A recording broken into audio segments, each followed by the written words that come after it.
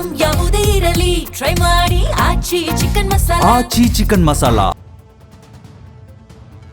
Israel ಮತ್ತು America Iran ವಿರುದ್ಧ ಯುದ್ಧ ಆರಂಭಿಸಿದಾಗಿನಿಂದ ಓಮನ್ ಕೊಲ್ಲಿ ಸಂಪರ್ಕಿಸುವ ಹಾರ್ಮುಜ್ ಜಲಸಂಧಿ ಜಾಗತಿಕವಾಗಿ ಗಮನ ಸೆಳೆದಿದೆ.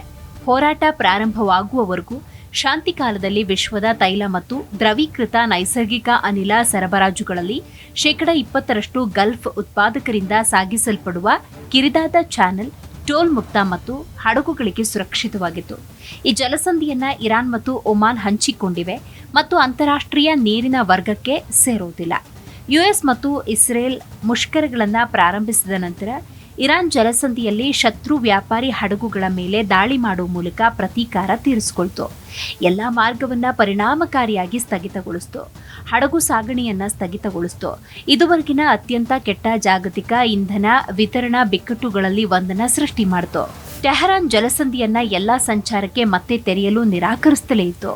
ಇರಾನ್ ತನ್ನ ಶಕ್ತಿ ಸ್ಥಾವರಗಳು ಮತ್ತು ಸೇತುವೆಗಳ ಮೇಲೆ ಬಾಂಬ್ ದಾಳಿ ಮಾಡುವುದಾಗಿ ಅಮೆರಿಕ ಅಧ್ಯಕ್ಷ ಡೊನಾಲ್ಡ್ ಟ್ರಂಪ್ ಬೆದರಿಕೆ ಹಾಕಿದರೂ ಸಹ ಪಾಕಿಸ್ತಾನದ ಮಧ್ಯಸ್ಥಿಕೆಯಲ್ಲಿ 2 ವಾರಗಳ ಕದನ ವಿರಾಮ ಘೋಷಿಸಿದಾಗ ಟ್ರಂಪ್ ತಮ್ಮ ಬೆದರಿಕೆಯಿಂದ ಹಿಂದೆ ಸರಿದ್ರು. ಇರಾನ್ನಿಂದ ಬಂದ 10 ಅಂಶಗಳ ಶಾಂತಿ ಪ್ರಸ್ತಾವನೆಯ ನಂತರ ಅದು ಬಂದಿತು. ಕದನ ವಿರಾಮದ ಭಾಗವಾಗಿ ಟೆಹರಾನ್ ಅಧಿಕೃತ ನಿಯಮಗಳನ್ನು ಹೊರಡಿಸಿತ್ತು. ಜಲಸಂಧಿಯ ಮೇಲಿನ ತನ್ನ ನಿಯಂತ್ರಣವನ್ನ ಮುಂದುವರಿಸಲು ಮಾರ್ಗದರ್ಶನ ನೀಡುತ್ತೆ. ಇಸ್ಲಾಮಾಬಾದ್ನ ಮಾತುಕತೆಗೆ ಮುಂಚಿತವಾಗಿ ಯುಎಸ್ ನೇರವಾಗಿ ಆ ನಿಯಮಗಳನ್ನೇನು ಒಪ್ಪಿಕೊಂಡಿಲ್ಲ. ಆದಾಗ್ಯೂ ಟೆಹರಾನ್ನ ನಿರಂತರ ನಿಯಂತ್ರಣ ವಾಷಿಂಗ್ಟನ್ ಮತ್ತು ಇತರ ದೇಶಗಳೊಂದಿಗೆ ಜನಪ್ರಿಯವಾಗಿಲ್ಲ. ಈ ಬಿಕ್ಕಟ್ಟಿನ ಸಮಯದಲ್ಲಿ ಇರಾನ್ಗೆ ಸ್ನೇಹಪರವೆಂದು ಪರಿಗಣಿಸಲಾದ ನಿರ್ದಿಷ್ಟ ದೇಶಗಳ ಮತ್ತು ಟೋಲ್ ಪಾವತಿಸುವ ಕೆಲವು ಹಡಗುಗಳಿಗೆ ಮಾತ್ರ ಸುರಕ್ಷಿತ ಮಾರ್ಗವನ್ನ ನೀಡಲಾಗಿದೆ. ಹಡಗುಗಳಿಗೆ ಕನಿಷ್ಠ 2 ಟೋಲ್ಗಳನ್ನು ಚೀನಿ ಯುವಾನ್ನಲ್ಲಿ ಪಾವತಿಸಲಾಗಿದೆ ಅಂತ ಹೇಳಲಾಗ್ತಾ ಇದೆ. ಇದು ಯುಎಸ್ ಡಾಲರ್ ಅನ್ನ ದುರ್ಬಲಗೊಳಿಸುವ ತಂತ್ರ ಅಂತ ತೋರ್ತಾ ಇದೆ. ಇರಾನ್ನ ತೈಲದ 80% ಖರೀದಿಸುವ ಚೀನಾ ಈಗಾಗಲೇ ಟೆಹರಾನ್ಗೆ ಯುವಾನ್ನಲ್ಲಿ ಪಾವತಿಸ್ತಾ ಇದೆ. ಆದರೆ ಕದನ ವಿರಾಮದ ಅವಧಿಯಲ್ಲಿ ಇರಾನ್ ಟೋಲ್ ಶುಲ್ಕವನ್ನ ಸಂಗ್ರಹಿಸ್ತಾ ಇದೆಯಾ ಇಲ್ವಾ ಅನ್ನೋದ್ರ ಬಗ್ಗೆ ಅಂತಹ ಸ್ಪಷ್ಟತೆ ಇನ್ನೂ ಲಭ್ಯವಾಗಿಲ್ಲ. ಈ ನಡುವೆ ಡೊನಾಲ್ಡ್ ಟ್ರಂಪ್ ತೆರೆದ ಮತ್ತು ಸುರಕ್ಷಿತ ಎಂದು ಪೋಸ್ಟ್ ಒಂದನ್ನ ಹಾಕಿದ್ದಾರೆ. ಯುಎಸ್ ಪಡೆಗಳು ಈ ಪ್ರದೇಶವನ್ನ ಬಿಡೋದಿಲ್ಲ ಮತ್ತು ಮಾತುಕತೆಗಳು ಸರಿಯಾಗಿ ನಡೆಯದಿದ್ರೆ ದಾಳಿಗಳನ್ನ ಪುನಃ ಆರಂಭಿಸುವುದಾಗಿ ಡೊನಾಲ್ಡ್ ಟ್ರಂಪ್ ಹೇಳಿಕೊಂಡಿದ್ದಾರೆ. ಆದ್ರೆ ಯುಎಸ್ ಪಡೆಗಳು ಈಗ ಜಲಸಂಧಿಯಲ್ಲಿ ಏನಾಗ್ತಿದೆ ಅನ್ನೋದ್ರ ಬಗ್ಗೆ ಎಷ್ಟರ ಮಟ್ಟಿಗೆ ನಿರ್ದೇಶಿಸುತ್ತಿವೆ ಅನ್ನೋದ್ರ ಬಗ್ಗೆ ಸದ್ಯಕ್ಕೆ ಖಚಿತ ಮಾಹಿತಿ ಇಲ್ಲ. ಆದರೆ ಸದ್ಯಕ್ಕಿರುವ ಮಾಹಿತಿಯ ಪ್ರಕಾರ ಯುದ್ಧ ವಿರಾಮ ಸಂದರ್ಭದಲ್ಲಿ 3 ರಿಂದ 5 ಹಡಗುಗಳು ಮಾತ್ರ ಸಾಗಿವೆ ಅನ್ನುವಂತ ಮಾಹಿತಿ ಇದೆ. ಇರಾನ್ನ 10 ಅಂಶಗಳ ಯೋಜನೆ ಜಲಸಂಧಿಯ ಮೇಲೆ ಹಾಗಾದ್ರೆ ಯಾವ ರೀತಿಯ ಪರಿಣಾಮ ಬೀರುತ್ತೆ ಅನ್ನುವಂತಹ ಪ್ರಶ್ನೆಗೆ ಉತ್ತರ ನೋಡೋಣ.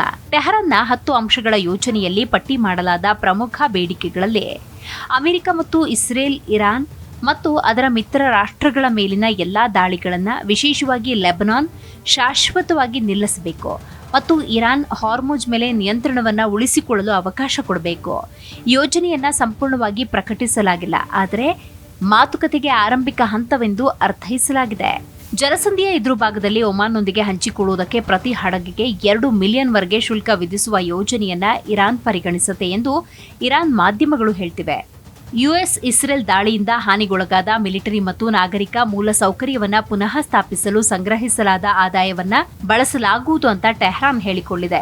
ಹೌದು, ಯುಎಸ್ ಇಸ್ರೇಲ್ ದಾಳಿಯಿಂದ ಹಾನಿಗೊಳಗಾದ ಮಿಲಿಟರಿ ಮತ್ತು ನಾಗರಿಕ ಮೂಲ ಸೌಕರ್ಯವನ್ನ ಪುನರ್ ನಿರ್ಮಿಸುವುದಕ್ಕೆ ಸಂಗ್ರಹಿಸಿದ ಆದಾಯವನ್ನ ಬಳಸಿಕೊಳ್ಳಲಾಗುವುದು ಅಂತ ಟೆಹರಾನ್ ತಿಳಿಸಿದೆ. ಇನ್ನೊಂದು ಪ್ರಮುಖ ವಿಚಾರ ಅಂದ್ರೆ ಅಂತಾರಾಷ್ಟ್ರೀಯ ಜಲಸಂಧಿಗಳು ಅಥವಾ ಪ್ರಾದೇಶಿಕ ಸಮುದ್ರಗಳ ಮೂಲಕ ಪ್ರಯಾಣಿಸುವ ಹಡಗುಗಳ ಮೇಲೆ ಸುಂಕ ವಿಧಿಸಲಾಗುವುದಿಲ್ಲ ಅಂತ ವಿಶ್ವಸಂಸ್ಥೆಯ ಸಮುದ್ರ ಕಾನೂನು ಸಮಾವೇಶ ಹೇಳುತ್ತೆ. ಆದರೆ ವಿಶ್ವಸಂಸ್ಥೆಯ ಭದ್ರತಾ ಮಂಡಳಿಯ ವರದಿಯ ಆಧಾರದಲ್ಲಿ ನೋಡುವುದಾದ್ರೆ ಯಮನ್ನಲ್ಲಿರುವ ಇರಾನ್ ಬೆಂಬಲಿತ ಹೌತಿಗಳು ಹಡಗು ಕಂಪನಿಗಳಿಂದ ಅಕ್ರಮ ಶುಲ್ಕ ಸಂಗ್ರಹಿಸುತ್ತಿದ್ದಾರೆ ಅಂತ ಆರೋಪಿಸಿದ್ದಾರೆ. ಇದರಿಂದಾಗಿ ಯೆಮೆನ್ನಲ್ಲಿ ಗಾಜಾ ಯುದ್ಧದ ಸಮಯದಲ್ಲಿ ಅವರು ಇಸ್ರೇಲ್ಗೆ ಸಂಬಂಧಿಸಿದ ಹಡಗುಗಳನ್ನು ಗುರಿಯಾಗಿಸಿಕೊಂಡು ಕೆಂಪು ಸಮುದ್ರ ಮತ್ತು ಬಾಬ್ ಅಲ್ ಮಂಡೇಬ್ ಜಲಸಂಧಿಯ ಮೂಲಕ ಹಡಗುಗಳನ್ನು ಹಾದು ಹೋಗಲು ಅವಕಾಶ ನೀಡ್ತಾ ಇದ್ರು. ಇಂತಹ ಪ್ರಕ್ಷುಬ್ಧತೆಯಲ್ಲಿ ಇರಾನ್ ವಿರುದ್ಧದ ಯುದ್ಧದ ಹಿನ್ನೆಲೆಯಲ್ಲಿ ಆ ಹೌತಿಗಳು ಬಾಬ್ ಅಲ್ ಮಂಡೇಬ್ ಹಡಗು ಮಾರ್ಗವನ್ನ ಮತ್ತೆ ಮುಚ್ಚಬಹುದು ಅನ್ನುವಂತಹ ಸೂಚನೆ ಕೂಡ ಲಭ್ಯವಾಗಿದೆ.